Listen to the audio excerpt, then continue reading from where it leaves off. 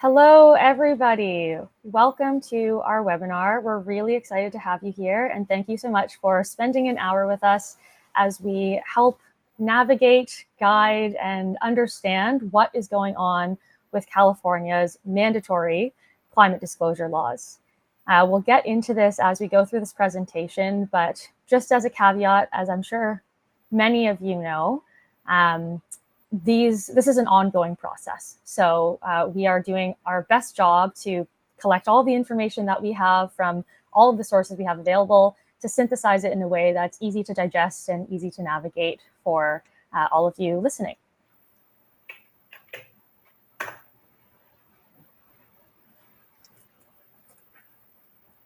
All right, so here we have a wonderful group of people with us today. My name is Lauren. I'm with Carbonhound. And we have Susan Spencer and Lisa Foster as well. They are the co-founders of Blue Sky Climate Reporting Services, a California-based firm that helps companies navigate their climate reporting requirements. So for companies that they don't assist with, So sorry, I think we're actually having a problem with LinkedIn. I think it's connected to your account. So I think you have to log in again, because it's not appearing on LinkedIn right now. Okay, yeah, I'm seeing that we are streaming on LinkedIn Live. So if people are watching in the comments, maybe just give us a thumbs up or a hello. And here, let me just, Yunji, I'll send you the link as well. Okay, thanks. Okay, well, hopefully people out there can hear and see us. And we'll just go ahead and we will be sending out this recording as well as the slides after the fact. So yeah, back to Blue Sky Climate Reporting. They provide independent third-party assurance to verify greenhouse gas emissions claims under laws like this new California Climate Disclosure Act. And actually, before we get started with the meat and potatoes of this, we would love to do a little poll for everybody in the audience.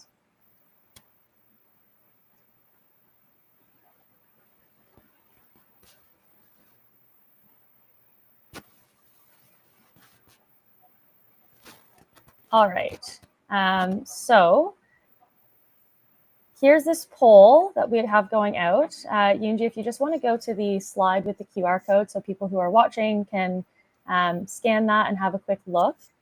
We really want to get an understanding of how familiar you are with those new mandatory corporate climate disclosure laws, so SB 253 and 261. So you can actually just join using this QR code here, or we'll leave the link in the comments on LinkedIn. And then, yeah, kind of have a little think and let us know where you're at.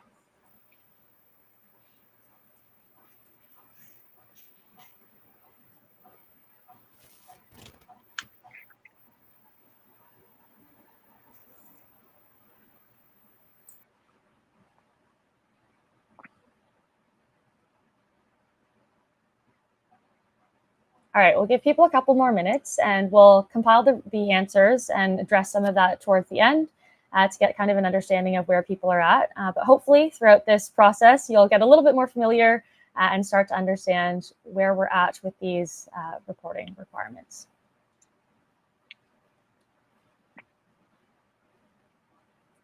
All right, I'm going to pass it off now to Susan and Lisa. I'll take it from here, Lauren. Thanks so much. It's great to be here with you today. We've got a lot of information to cover, but before we jump in, it's important to mention that we'll be providing information today based on past updates from CARB. So that's the agency in charge of rolling out these new California climate laws. CARB stands, just for your information, as California Air Resources Board. And you'll see during our presentation today that we're expecting more updates and clarifications from them in the months to come. We strongly encourage companies to subscribe directly to CARB, and you're also welcome to either reach out to Carbonhound or to Blue Sky Climate if you'd like to receive our updates regarding updates from CARB. So, okay, with that said, let's take a few minutes to review the background of California's new climate laws. California has always been a leader in environmental policy, and in 2023, it became the first state to pass a set of climate disclosure laws known as the California Climate Accountability Package. This package included 3 bills: SB 253 for greenhouse gas emissions reporting, SB 261 for climate-related risk disclosure, and AB 1305 for carbon offset claims. Governor Newsom signed them into law in October 2023, while also raising concerns about cost and timing. Since then, SB 253 and 261 have faced legal challenges, and lawmakers responded by introducing a new bill, SB 219, to preserve their intent while addressing those challenges.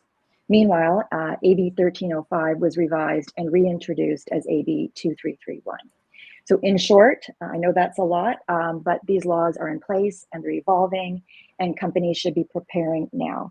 And that's what today's session will focus on: what these changes mean for your business and how to get ready. Next slide, please. Great, thank you. So today's focus: SB 261, greenhouse gas emissions disclosure, and SB 253, climate-related financial risk disclosure. As a high-level overview, these are the first mandatory climate reporting laws in the US. They affect companies based in and doing business in California over a certain financial threshold, which we'll discuss on the next slide and throughout the presentation, actually. On a CARB update call last week, the agency announced that it was implementing mandatory annual submission fees. So this is new to folks. And that's going to, in principle, cover the cost of the program. So while they're still finalizing the amounts for the fees, here's an estimated breakdown, again, that they shared with us last week. So for SB 253, the GHG emissions reporting law, the estimated fee is about $3,100, $3,106 to be precise, as per their comments. And for SB 261, the climate risk disclosure law, the estimated fee for submission is about $1,400, $1,403 per year. And if your company has more than $1 billion in annual revenue, you'll be required to pay both fees, as you'll need to submit, of course, both reports.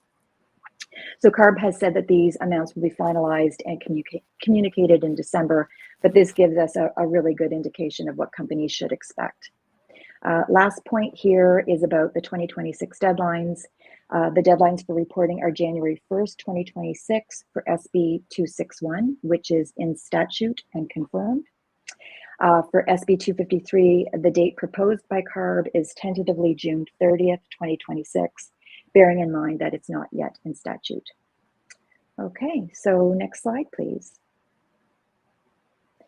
Before we get into the specifics of both Senate bills, I'd like to begin with who needs to comply with this legislation. That's the big question. So CARB is still finalizing this, but in last week's call, they indicated that reporting companies will be defined as those, and I feel like I want to use air quotes here, but doing business in California. How do they define that? How do they define those who are doing business in California? First and foremost, by annual revenue. If your company has annual revenues in excess of 500 million, you may be required to disclose your climate-related financial risks under 261, SB 261. If your company has annual revenues in excess of $1 billion, you may also be required to disclose your greenhouse gas emissions under SB 253. Think of this as the first gatepost. Okay, so from there, CARB is potentially looking at the California State Revenue and Tax Code 23101 for further definition of who's in scope. If they do use the tax code, and that's still a question that they'll need to answer, they are considering annual revenue thresholds and any one of the following criteria. So sales in California, over $735,000 per year, noting that this figure includes sales through agents or contractors. Payroll in California, over $73,500, and property in California of $73,500 and above. And of course, are legally headquartered in California. So that falls under that, that definition. So in terms of exemptions, CARB has shared guidance with the word being here that likely exemptions, that they'll be extending exemptions to nonprofits, government agencies, and companies whose only footprint in California is remote workers. They've also proposed an alternative approach for this definition, which may take into account the use of existing databases of US-based companies to establish doing business in California. Lastly, we know that CARB is still working through its definition. We talked about that a second ago, and they are accepting public comments. So if you would like to have your voice heard, we encourage you to go ahead and submit your comment for them. In short, this is not yet set in stone.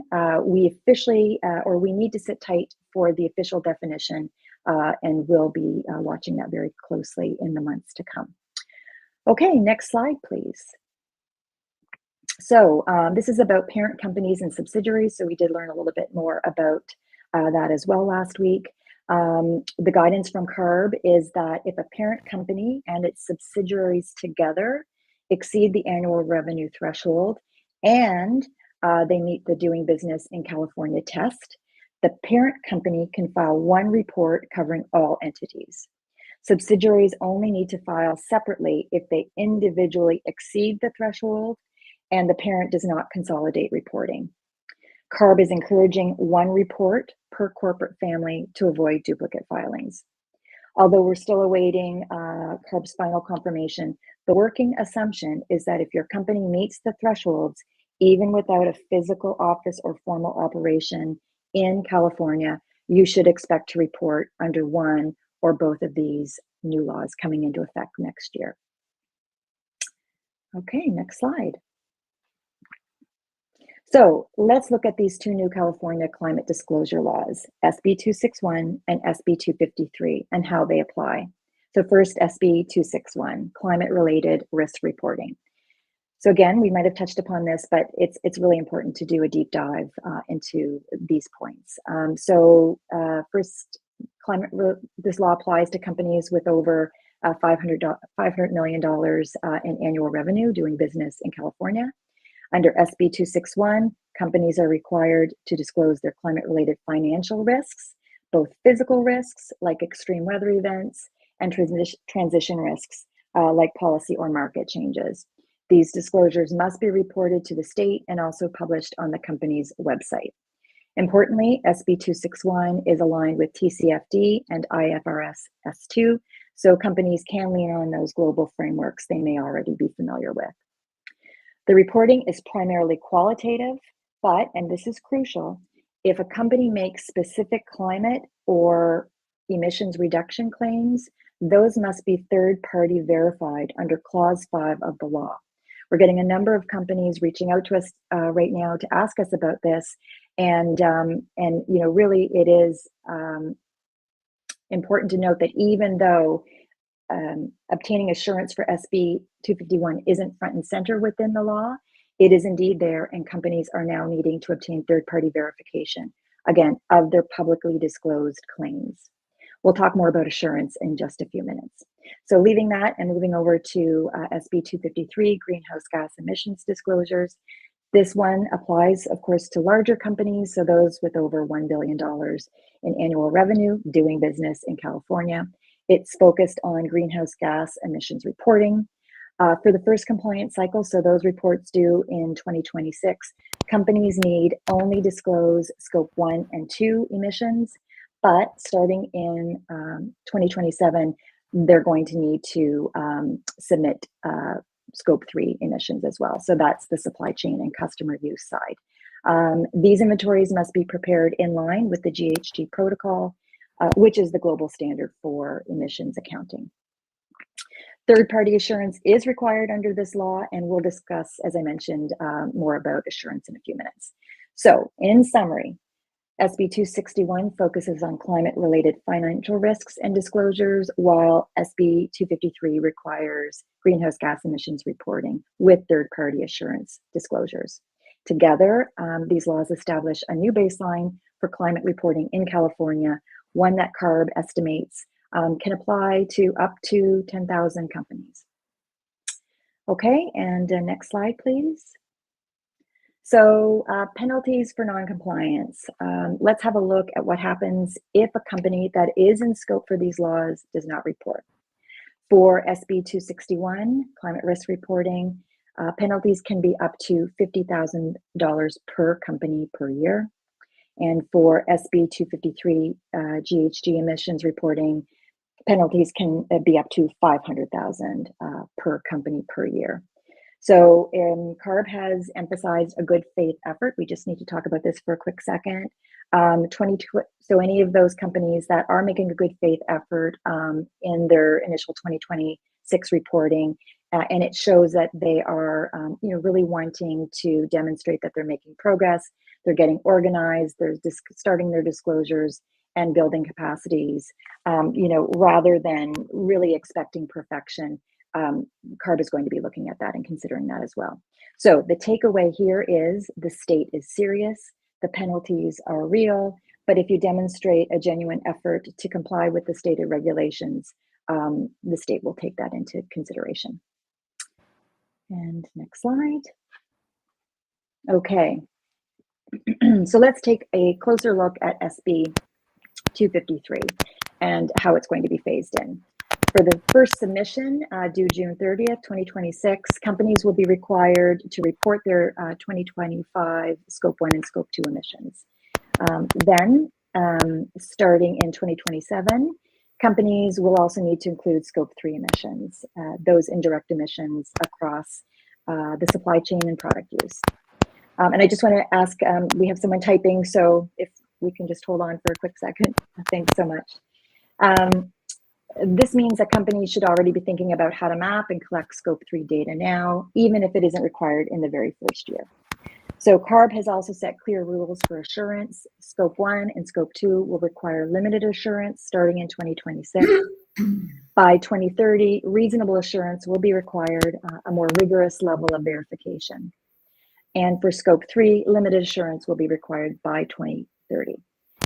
A few important logistics. The CARB reporting portal will be open December 1st, 2025, and will close on June 30th, 2026. That's obviously the deadline. Draft reporting templates will be available by September 30th, 2025 to help companies prepare. And importantly, disclosures must be submitted annually for SB 253. They must also be made available for public access through the CARB portal and posted on the company's website. Finally, companies are expected to retain detailed records to support their disclosures and the assurance process. So good documentation practices will be essential. So in short, SB 253 begins with Scope 1 and 2, but quickly expands to Scope 3. And over time, the assurance requirements will also get more rigorous. Thank you for your patience. That's a lot. With that, I'm going to turn the mic over to Lauren to talk about GHG emissions. Cool. Thank you so much. Everybody's favorite topic of conversation. For those uninitiated, your greenhouse gas emissions or your company's carbon footprint is a look at the impact that your company has in terms of carbon dioxide equivalent, or CO2e. So in understanding your emissions, there are kind of three scopes that are defined by the Greenhouse Gas Protocol, and Scope 1, 2, and 3 are the three different ways that your company's emissions data can be categorized into. So the first one is Scope 1. So Scope 1 has everything to do with your own company. Sorry, I'm just going to mute there for a second. But yeah, Scope 1 has to do with your on-site emissions. So that's everything related to your own company vehicles and the emissions related to, say, your welding company, and you have some emissions that come from that process. So that's Scope 1. Scope 2 is your indirect emissions. So that's everything that you purchase in terms of electricity and heating and cooling. So the energy that you consume that you don't have control over, because you can't control, say, how that electricity is being created, but you can control how much you use. So that's Scope 2. And then Scope 3 is the rest of your business emissions that happen outside of kind of the four walls of your facilities. So this is everything to do with the transportation of your ingredients in and out. It's your employee commuting, so how you get to work. It's the things that you purchase, so the ingredients and materials that you use to run your business. There's lots of different categories. There's actually 15 categories that we will actually go through and help identify what those value chain impacts are on your greenhouse gas footprint.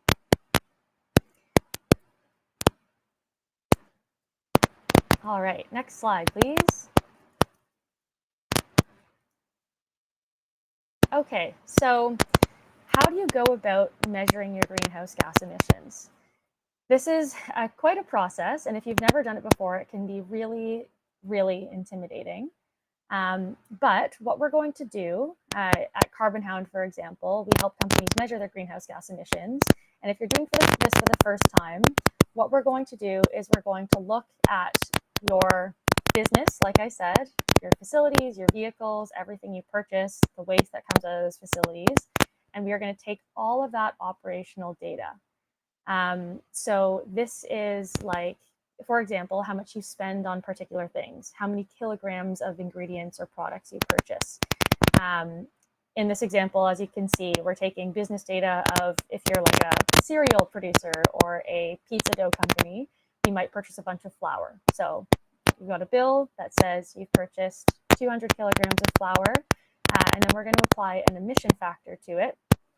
And those emission factors come from scientific studies, or in some cases, EPA, government and federal agencies will issue emission factors, which are kind of a factor or a proxy that we use to turn usage data into real data.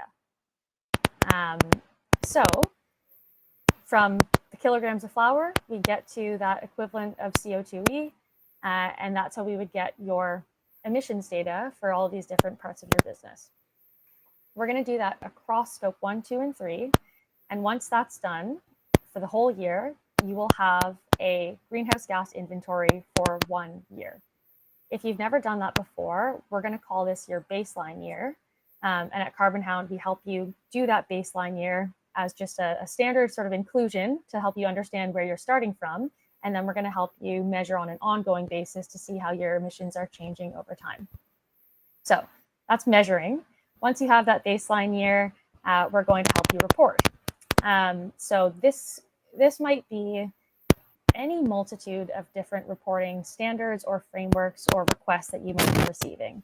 So some examples of the alphabet soup acronym, chaos that is climate reporting and ESG reporting. Lauren? Yeah. So sorry, I think we're having some issues with the microphone. Do you mind seeing if your microphone is brushing against your shirt or anything? Yeah, totally. Let me just change where my microphone is coming from. Let's see. This is the beauty of doing things live, but it's all good. Okay, I'm going to switch to my headphones. Is this way better? Okay, sorry. Should have been. Awesome. All right, we're back. Perfect. I think we're good. Okay, let's go. Okay, that's so funny. I feel like I felt so fancy using this microphone, but I should have just used my headphones this whole time. Anyways, all right, so on to reporting our greenhouse gas emissions. As I was saying, there's lots of different ways that you might have to report or want to report your greenhouse gas emissions. So a couple of examples I've put here. Maybe your company puts together an annual ESG report or an annual, company update, and you want to include your climate reporting data in there. You might have customers who are saying, hey, as a supplier, as part of our supply chain, we want you to report to CDP. And that's a third-party organization that collects greenhouse gas inventories from companies around the world. And they might say, hey, we want you to do CDP. You might have heard of SBTI, or the Science Based Targets Initiative, and maybe it's your own company that's decided you want to do this, or maybe it's, again, one of your customers who's saying, please report to the Science Based Targets Initiative. B Corp is another example of where your greenhouse gas emissions data will be relevant to helping people understand your commitment to climate and sustainability. And then, of course, the impetus of this whole conversation, which is the California laws, or the 200s, as some are calling them. That's another way that you might be using your greenhouse gas emissions data. Of course, once you have that baseline data and you start tracking on an ongoing basis, you're going to want to look at ways to improve both the quality of data as well as the sources of emissions that you can potentially reduce to make your business more sustainable. And not even just from an environmental perspective, but from an efficiency perspective as well. So maybe after you do your baseline inventory, you see, gee, I had no idea we were using this much natural gas at this particular facility. It might be an opportunity for you to say, now that I'm looking through my business from an emissions lens, where can I identify these hotspots or these areas where we might want to focus for both reduction of emissions as well as just business, good business. I'm going to pass the proverbial torch back over to Lisa and Susan to talk about third-party assurance, because even though you might do your greenhouse gas emissions inventory with a consultant or with software like Carbonhound, or even by yourself using an Excel spreadsheet, if you're using this data publicly, you might opt to, or you might be required to get somebody else to check your work. Great. Thank you, Lauren. How is my sound, Yunji? We okay? You sound great. Great. Okay, so I'll pick up with third-party assurance. We'll take a bit of a deeper dive into this topic. The first type of third-party assurance, there's two major types, is limited assurance, which offers the client a bit of lower confidence in the assurance statement. As such, the assurance statement is negatively worded.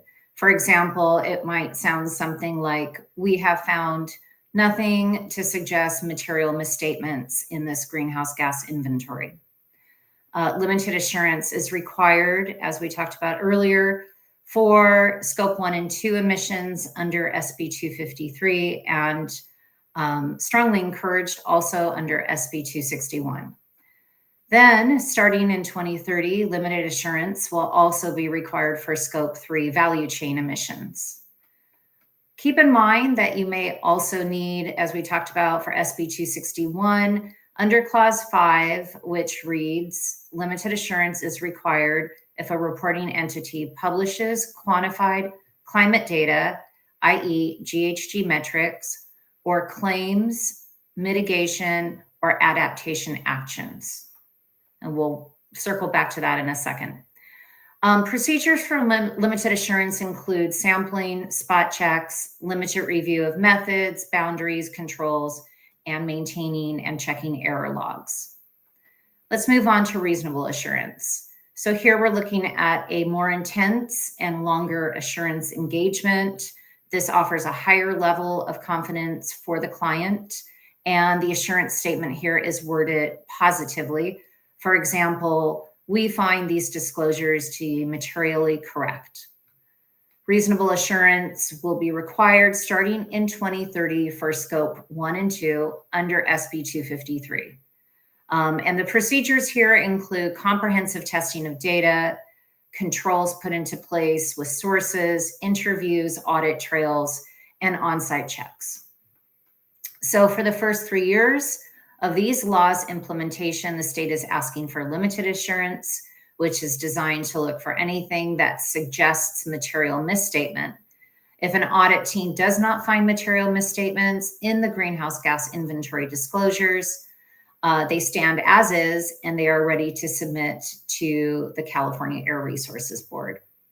So to recap, SB 253 limited assurance is required for scope 1, 2 emissions starting in 2026. And under SB 261, it's triggered if a company publishes quantified climate data or makes climate-related claims. Starting in 2030, limited assurance for scope 3 emissions is required. And also starting in 2030, the bar rises to reasonable assurance for scope 1 and 2, which is, of course, a more rigorous standard. Next slide. So CARB's comments on assurance in the workshop that we attended, the 3-hour workshop that we attended, and perhaps some of the attendees here were there as well last week on the 21st. They shared a slide that was very interesting, and they talked to how they're making assurance sector agnostic, meaning that you do not need to have a financial accounting firm conduct your greenhouse gas inventory assurance audit. So let's dive a little bit into some of the acceptable assurance frameworks that CARB is currently considering. Of course, the final regulations here are still pending. They are expected in November/December, and they are still taking public commentary for assurance. So if you do want to make a comment, you are more than welcome to through the CARB agency. So the first standard that they're looking at is ISO 14064-3, which we here at Blue Sky Climate are aligned with. And this is called the Specification for Guidance for the Verification and Validation of Greenhouse Gas Statements. This is an international global assurance standard that's used throughout the world. So a very strong assurance standard. And it comes from more of a science-based standpoint. The next standard that they are also encouraging is another international standard, ISAE 3000. Now, the note here is ISAE 3000 that is published by the IAASB is valid only through December 2026, and at that point will be replaced by IASB's new standard, ISA 5000, which will be called the General Requirements for Sustainability Assurance Engagements, effective December 2026. Additionally, CARB is stating that they will also recognize Accountability's AA1000 AS standard, which is a globally recognized methodology for assuring the quality of sustainability reporting. And finally, CARB is recognizing AICPA's audit procedures as part of their assurance framework and approved standards. So what they would like to see in the assurance process, regardless of which standard is being applied by your assurance provider, is that number one, the assurance is systematic in nature. It's evidence-based, meaning that nothing is based on assumptions, and that they must be supported, your claims, by actual documented evidence. Second, they're looking for independence. This means that to remain unbiased and objective in all conclusions, the consultant or carbon accounting company that may be helping you calculate your company's emissions or do your reporting cannot also verify its own work. Thirdly, the process has to be transparent and well documented. That means records, methodologies, and findings must be clear and maintained. And then finally, every assurance statement must explicitly confirm its impartiality, meaning that it states that there are no conflicts of interest between the third-party verification body or assurance body and the company. So in summary, assurance must be systematic, independent, documented, and impartial. Next slide. A little more on the assurance process, if you haven't heard enough. So you've probably heard about the types of assurance CARB has identified for the climate disclosure laws and how they apply to these different reporting requirements. But before we walk through the actual process and what a company can expect in assurance, it's very well worth noting that the process is similar for both limited and reasonable assurance. But the key difference is that limited assurance relies on a lower percentage of testing and data sampled, while reasonable assurance involves a much higher percentage of data sampled and more extensive testing. So a company can expect that limited assurance will take less time. However, it is very judicious to allocate a 3-month period for your assurance engagement, meaning you should have your emissions measured and ready for assurance. We recommend by no later than the end of the first quarter, which is March 2026 at the latest. So assurance processes start with the creating of data sampling and a data sampling plan. Verifiers select sample sites based on factors like location, size, and function. Then the verifier will examine a company's data controls and quality assurance processes, and in some cases, maybe even recalculate emissions to confirm accuracy and consistency in methodology. Next, the conformance and reporting phase is where verifiers identify any gaps or inconsistency in the data. Here, they'll request clarifications and supporting evidence, and if needed, review revised data. Sometimes calculations or boundaries need to be adjusted based on these findings, and a log of anything found and corrected is compiled here. And then finally, there is the verification findings report, where the verifier/auditor delivers a full assurance report and issues the final assurance statement summarizing the scope, methods, and conclusions of the assurance engagement. So the key takeaway here is really that assurance isn't just a rubber stamp. It's a structured process of sampling, reviewing, and reporting that's designed to make sure emissions data is both accurate and reliable. And the bottom line is give yourself enough time to find an assurance provider and allocate this assurance process into your timelines. We're looking at 2025 greenhouse gas data here for SB 253. So this gives you a full 6 months to calculate to your greenhouse gas 2025 data emissions and then get assurance. So lining your ducks up with your assurance provider is very important. Next slide. So let's take a quick look, circling back to SB 261, the climate-related financial risks law, stepping away from assurance for a bit. The first reporting deadline for the California climate laws is this law, and it is hard set in stone at January 1st, 2026. That is correct, January 1st. So after that, disclosures will be required every 2 years under SB 261. And we should note that CARB stated that this date is in statute, meaning that it's already law and there are no changes to the deadline.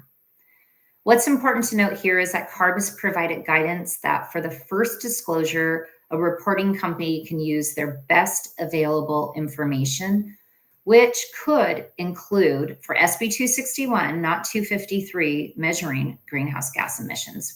Remember talking about the climate risk report, which is a more qualitative report. This could include information from fiscal years 2023 and 2024 or 2024, and moving into what you have already for 2025. So SB 261 needs to follow specific climate risk framework. However, companies do have some flexibility here. For example, last week, CARB confirmed that reports can align with TCFD 2017 framework recommendations. That's the task force for climate-related disclosures. Or IFRS Standard 2, which is a newer standard, which is in some respects taken over TCFD 2017. And this standard is a comparable framework, which is developed under a regulated exchange or government requirement. So regardless of the framework you choose, the report must cover the following 4 pillars. Your qualitative SB 261 report must cover your company's governance, its strategies on climate risk management, and your company's climate risk metrics and targets. So let's circle back to third-party assurance and how it relates to SB 261. If a company includes any quantified greenhouse gas data in their climate risk disclosures, reduction targets, voluntary mitigation commitments, etc., these statements must also be third-party verified through limited assurance. And importantly, both the TCFD and IFRS Standard 2 explicitly recommend including greenhouse gas emissions data in their reporting frameworks. So the answer is yes for fully proper SB 261 climate risk reports. You should also receive third-party assurance here. Now, we anticipate that CARB perhaps may be waiving this requirement in the first round of reporting due for this January 1st, 2026. But going forward, note that GHG calculations with assurance should be completed. We are not sure of their standpoint on this, so always it's best to report to the highest standard and not to take any chances. For climate risk report preparation, companies must describe their material climate-related financial risks. So in this first reporting year, CARB has stated that the climate scenario analysis and mitigation plans that are usually reported under these frameworks are optional for 2026, but we do believe they will become mandatory and increasingly important in later cycles. Finally, regarding submission, the report must be filed with CARB. They are putting up an online portal that should be available as of December 1st, and you will be posting to this portal. Also, importantly, it must be posted on your company's website for public access by January 1st, 2026. CARB has said they'll provide further instructions on the mechanics of the submission closer to the deadline and reference this by no later than early December. So, in summary, the takeaway here is that SB 261 is about telling your climate risk story, using global frameworks to do it, and publishing in a way that's both accessible to the regulators and to stakeholders and the public. Next slide. So let's take a look at some timelines. We'll start with 261. And here we can see that between August and September, or now, companies must focus on getting their foundations in place. So selecting a carbon accounting platform for calculating your emissions, or if you want to go it on a manual basis, then collecting and calculating for 261 2024 greenhouse gas emissions data. So this is scope 1 and 2 only for this very first reporting cycle that you'll need in your climate risk report. Then you'll want to map your governance roles, risks, and opportunities. If you choose to do a climate scenario analysis, this is where you would do it. And we do recommend moving forward with the climate scenario analysis to set a high standard for your organization and to be safe. Then you'll line up an assurance provider, especially if you're reporting clause 5. And again, under both of these frameworks, if it's not confusing enough, climate greenhouse gas data is required and at the most suggested for this first reporting 2026 year. So you're looking at quantified emissions calculations and your mitigation strategies here, which also will be reported under SB 253. Then in October and November, your focus should shift to drafting your report. And this is where companies should prepare SB 261 disclosures covering governance, strategy, climate risk management, and metrics and targets, integrate the 2024 greenhouse gas data into their disclosures, run internal Q&As, and secure leadership and board executive review. Finally, in December, your task is to submit through your website and then also submitting to the CARB portal that we mentioned earlier. And our recommendation is, of course, not to wait until January 1st to submit. So I'm sure we'll have plenty of questions, which we'll take in the Q&A. I have one more slide. We'll look at SB 253's timeline for disclosing your 253 emissions 2025 data. Next slide. Okay, so here the first thing you want to do is select and onboard a carbon accounting platform such as Carbonhound to start your 2025 greenhouse gas data collection. Note that you cannot use 2024 data for SB 253, which is tentatively scheduled with a deadline for June 30th, 2026. So Carbonhound can help you define and document all your relevant data sources. And the beauty of Carbonhound is that they immediately run a baseline year. So they use 2024 data for a baseline year, which you can apply to 261.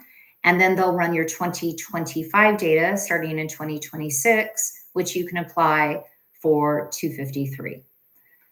Also, during our preparatory time, these months currently, you'll want to onboard all your staff that's responsible for data collection, maintain a system of structured documentation like invoices, bills, meter readings, logs, etc., in a shared workspace.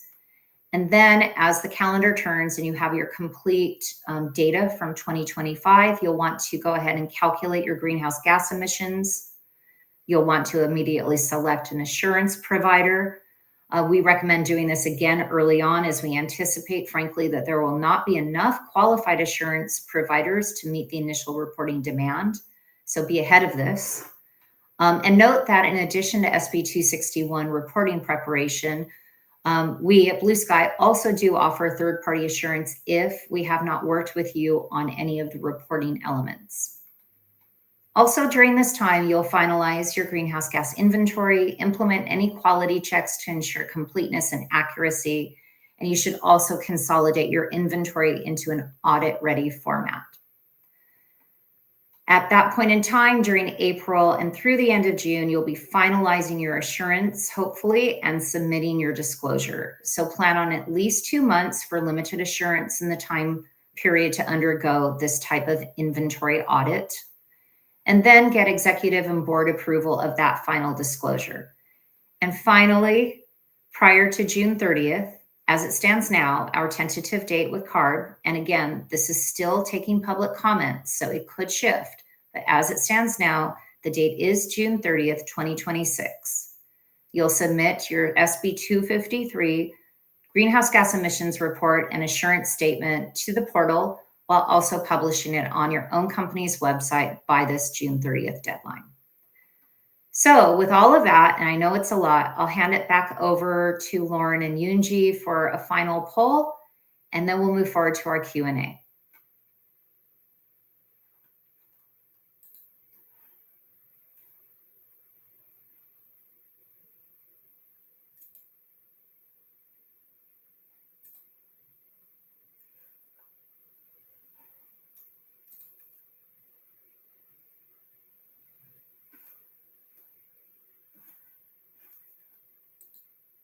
Okay, it looks like we have our poll up. Lauren, did you want to go ahead and take this over?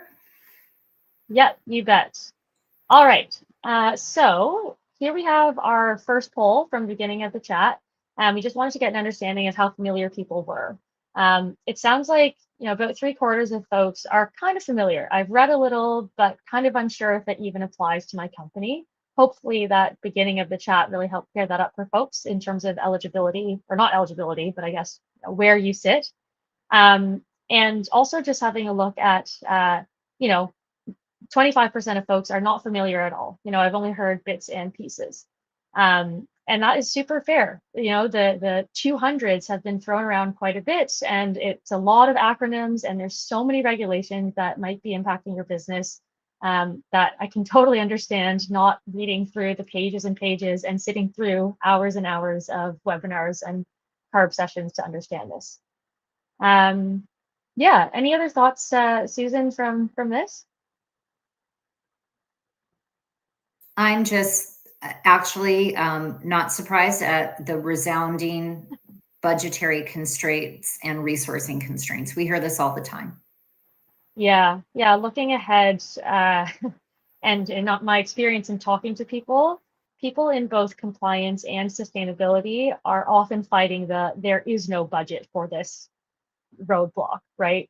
If it's a new regulation or if it's something that feels like nice to have, it's really hard to get budget.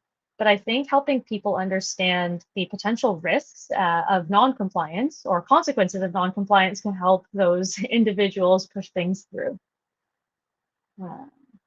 Nice. So yeah, please feel free to kind of keep filling out that poll. Limited in-house expertise, that is super real as well. And as you've seen, it's hard to be an expert in something that has come so quickly, right? Things are really changing and there's a lot to catch up on. And if you are the compliance go-to at your company, totally understand not having the capacity to read up on this. Yeah, I'm also a little bit, we threw that, meeting the regulatory timeline in there because I think there's this, not misconception, but there's this idea that, oh, well, it's not till next year. I can just do it in a couple months before, right? Not really understanding the scope of work that's involved in figuring out your baseline, collecting all of the data, going through that assurance process, and actually having something that's ready for that deadline. The deadline exists because we want to give people enough time, or they want to give people enough time to be compliant. it's not a date to start thinking about it. It's a date to know that you have to be ready. Amazing. All right, so now we'd like to field some questions from folks who are still hanging on and have burning questions. And we've had quite a few come through the chat. So let's start with the first question. So the first question it's a great question. And I think this relates to companies meeting that threshold of compliance. So why are we focusing on revenue as a separator or indicator as opposed to annual spend? And I will pass that over to Lisa to respond to that question. Great question. Thank you. And really, it's that we have on why CARB chose versus spend and is considered to be more clear. So spend can vary, greatly Lisa? approach it. Hi, Lisa. So sorry. I think we're having some difficulty with your microphone. Do you mind adjusting it and trying again? Jump into 2 while I get mine, and then I'll be right back. Yeah, Susan, if you don't mind taking that one then, and then once Lisa's sound is sorted out, she can jump back in. The revenue question, yes. Okay. Yeah. What we're understanding is because the initial approach from CARB, and this is not set in stone, this is just what we're understanding. I do want to qualify that, is they're taking a revenue approach versus a spend approach because they were looking at tax code. Is my audio okay? You're good. Okay, excellent. Okay, so aligning with the California tax code, and so that's always revenue based versus spend based. That may change, as we talked about earlier. They are taking public commentary, so if you're interested, I would definitely say to log on to the CARB site and add your thoughts. I believe the public commentary is going through at least the end of September. Yeah, thanks for that. Yeah, and I'll take the next question. I believe it was Gokay as well. Yes. Yeah. Okay, about limited and reasonable assurance. What happens if measurements of the data is incorrect? Yeah, which would naturally affect the reporting claims, et cetera. In such case, how is liability handled? And is there an opportunity to, I'm not seeing the rest of the question. Yeah, to resubmit or to reevaluate the data without penalties.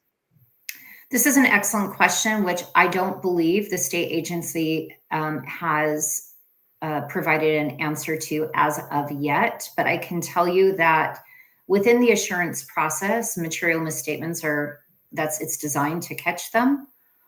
Typically within limited assurance, the testing doesn't exceed about 10% of a representative sample of your greenhouse gas data, the raw data I'm talking to.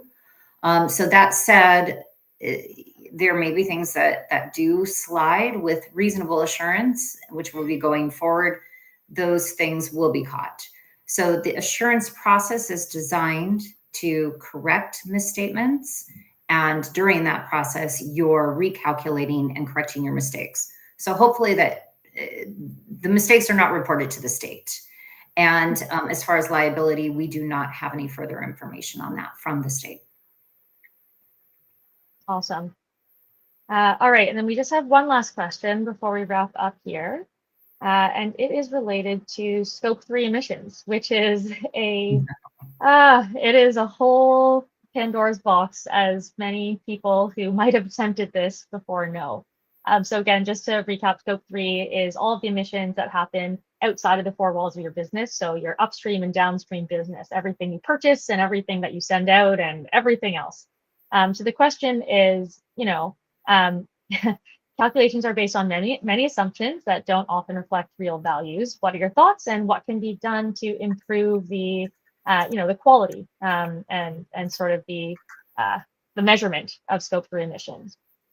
So the reality is everybody is going to start with the data that they have available. And yes, there is a lot of assumptions that we're making, but we are doing our best to follow the greenhouse gas protocol and start with the data that you have. So if you have spend data, we're going to use spend, even though that's not necessarily the highest quality data. So in year one, maybe we start with spend in some categories and real usage data in other categories to get the best picture of where we're at right now. Over time, we start to increase the data quality by digging a little bit deeper and trying to get access to that real usage data. So maybe instead of spend in 2024, we're using kilograms or kilowatt hours in 2025. Totally understand that this is a real challenge, especially when you go to your supply chain and you're starting to say, oh, I purchase wheat from 100 different suppliers, right? Or farmers or growers. How am I supposed to get real data from each of those suppliers? Reality is, yes, we don't.